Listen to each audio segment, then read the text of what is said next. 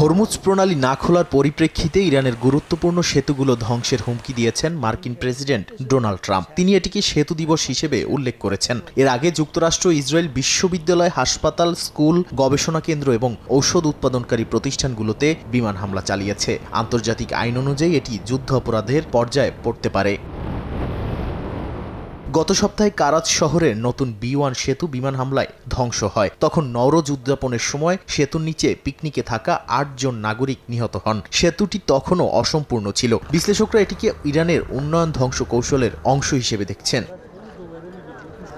ইরানের সেতু ব্যবস্থাপনা অনুযায়ী দেশটিতে প্রায় 3 লাখ সেতু রয়েছে। এর মধ্যে বড় এবং গুরুত্বপূর্ণ 5টি সেতু রয়েছে। পারস্য উপসাগর সেতু কেশম দ্বীপে অবস্থিত 3.4 কিলোমিটার দীর্ঘ এটি ভারতে ও রাশিয়ার সঙ্গে আন্তর্জাতিক পরিবহন করিডোরের অংশ।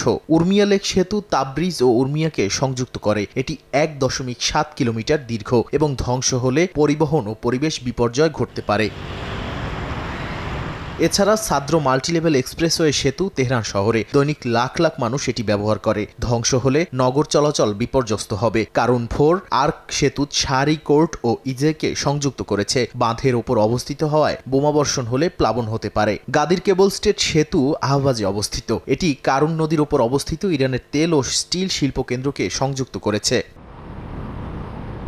এই সেতুগুলো ধ্বংস করলে শুধু নগর ও প্রাদেশিক যোগাযোগ ব্যাহত হবে না, অর্থনৈতিক ক্ষতি, জনজীবনের ঝুঁকি এবং পরিবেশগত বিপর্যয়ও ঘটতে পারে। আন্তর্জাতিক ও জাতীয় পর্যবেক্ষকরা এই হুমকিকে গুরুতর বলে মনে করছেন।